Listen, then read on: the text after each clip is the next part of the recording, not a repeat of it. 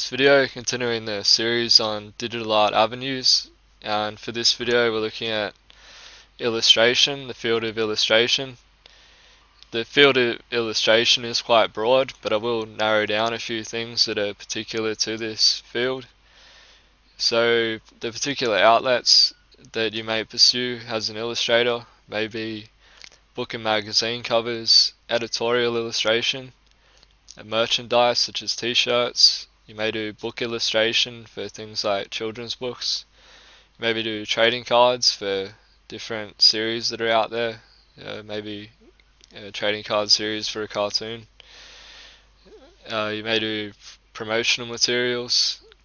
You may just sell original artworks as prints, or you may do commissions for people. If they really like your stuff, they may have their idea that you do a commission of. You may be doing comics or storyboards, although a storyboard artist is very much a job in itself, but is if you have the skills, you can do storyboards or comics. You may do magazine illustration, which is similar to editorials, and you may do advertising work. So you may do a illustration that may go on a billboard or a bus ad, anything like that. So the particular skills you'll need as an illustrator are pretty much just solid art foundations. So if you have these solid art foundations, you'll then be able to apply them to different aspects of your illustration. And many concept artists also do freelance illustration on the side, since they are very similar ideas, but of course the application is different. So you'll need solid anatomy, solid color and value, solid form, composition, mood, etc. Good ideas and conceptualization. So these will become part of your style, and it's a way to set yourself apart, since other people are going to be very skilled artists.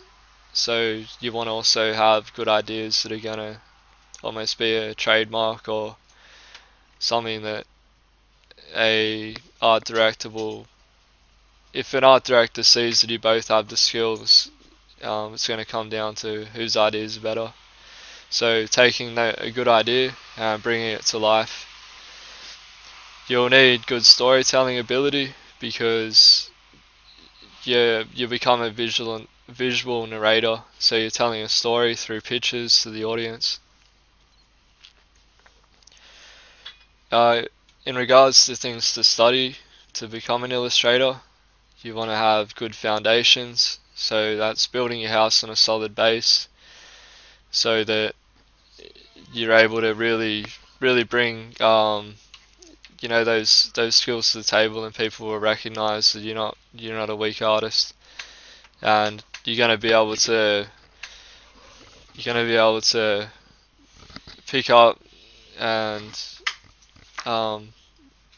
really, like, if an art director is going to pay you for something, they want to know that you can do the job. So that's going to come through in foundations, and it makes it easier. If you're trying to jump around and think of things to study, it's going to really come down to foundations. So with studying things, I suggest look at Andrew Loomis books, since they're free ebooks, and you'll find a post in my YouTube channel about these books. You can also just Google it and you'll be able to find the free PDFs. Particularly in regards to illustration, check out Successful Drawing and Creative Illustration, which cover a lot of aspects. Although these books were written in, I think, the 1920s, the same principles still apply today, and he covers all those foundations that I was talking about. Check out James Gurney, who is a successful illustrator himself, who is best known for his Dinotopia series. Check out his books Color and Light and Imaginative Imaginative Realism, which are very good books and very comprehensive.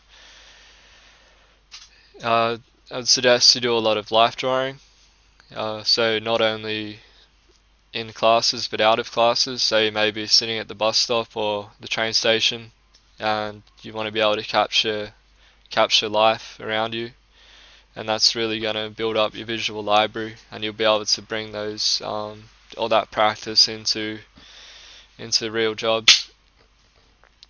And so not only life drawing but drawing from life, so drawing trees, plants, anything that interests you really. And as I said, if you'll be able to bring those things from real life into your imagination work, since your imagination is going to be fueled by what you see in real life. You may want to investigate school options. This is not always essential. If you have the personal drive and the self-will to really self-teach, and you feel that you can do that, then I don't think you'll need to go to school or an art college, whatever it is. But if you are lacking, or you just really want to train with some really good professional artists, then definitely check out some school options. I can't really suggest any, since I'm speaking on a worldwide thing and I'm not too familiar with worldwide, but you will be able to find different schools out there in your local area. Aim to build a portfolio with pieces you create. So what I mean by that is, as you study, so say you sit down and you want to study birds and sketch some birds, think about how you could bring and turn those studies that you do, those sketches, into a piece that's very presentable as a portfolio piece.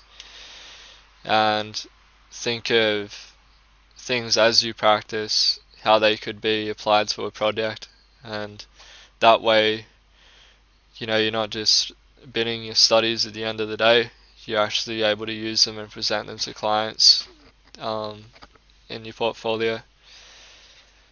So as you build your portfolio, you may want to ideate different projects, so even make up your own projects, or you may want to find good online competitions, and that way you're getting exposure and you're also competing and comparing yourself to other good artists that are out there.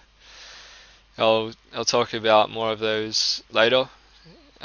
And get familiar with the professionals. So you want to see what the professionals are doing. You may want to check out interviews, what they studied, what they did to get good, and you may even be able to contact some of them, and if they have the time and they're nice enough, they may get back to you and give you some tips.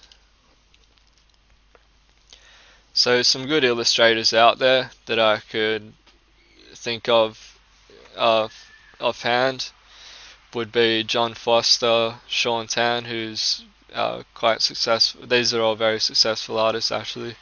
Donato Giancola, Gregory Manchester, James Gurney, Frank Frazetta, who's passed on now but still very well known. Dan Dos Santos, Sam Weber, Francis Vallejo. So a lot of these guys do book cover illustration, and you'll find that they probably know each other and seem to be in the same circle. So if you want to find what these guys are up to, you can check out Irene Gallo's blog, which is igallo.blogspot.com. It's also called The Art Department, but not to be confused with the other website, The Art Department. So some illustration sites you can check out to get familiar with the pros, or to just see what's going on, get some inspiration. Check out CG Hub. CG Hub also has good competitions. Blue Canvas, which is an artist collective, like an online portfolio. DeviantArt also. igallo.blogspot.com, which I mentioned, and she's the art director of Tor Books. You can check out the art department, which is what conceptart.org became, and you can check out gurneyjourney.blogspot.com, which is James Gurney's blog, which is full of good information. So for finding work, I can give the following suggestions. Now obviously with everything I've mentioned so far, it will take your own initiative and also your own research into particular things, but as a general introduction, I can give the following advice. So you want to know the direction and goals that you want. So if you want to particularly pursue book covers or comics, that will then dictate what you're going to include in your portfolio, and then that'll also dictate the particular company that you approach. So you're going to create your portfolio accordingly to the things that interest you and that you want to get a job in. So in finding work also, you want to get exposure. So that might be creating a personal blog. You can do that on Blogspot. You can also join online communities such as CG Hub, Blue Canvas, Sketchaholic, DeviantArt, these different online communities, which also have good competitions that you can enter. Also check out magazines, and if your work is good enough, you can submit your work to them. You may get knocked back the first time, but keep working at it, and often every issue for these magazines such as Imagine FX, 2D Artist, Digital Artist, they have a section usually in the front of the magazine just presenting some work that's been submitted. So for instance, Imagine FX has a section called FXpose, which they take work that's been submitted to their magazine and they include it in the magazine and give a short artist bio and things. And obviously to get work, you want to submit a strong portfolio to publishers, companies and agencies. So there may be local agencies in your state or country, and a lot of publishers will also accept work from people overseas, but this is going to come down to particular companies that you want to work for. So as I said, go and do some research and check what's out there. I'll just show you some sites. So this is Blue Canvas, bluecanvas.com. So you can create your own gallery here. CG Hub, and they have a good competition along with their other challenges, but this one is called Illustrated. So they give you a topic which is usually from a well-known tale, and you'll be able to then illustrate and join these competitions, and they have really good subjects, and that'll also give you practice for meeting a deadline. Art department, which is Irene Gallo's blog, and the other art department, which is the artdepartment.org, which spawned from the original conceptart.org. Conceptart.org also has competitions relative more to concept art, but obviously it incorporates a lot of the same skills. So I hope that helps, and check out the next video. I'll be covering more on digital art avenues, and the next one will be on graphic design. So thanks for watching.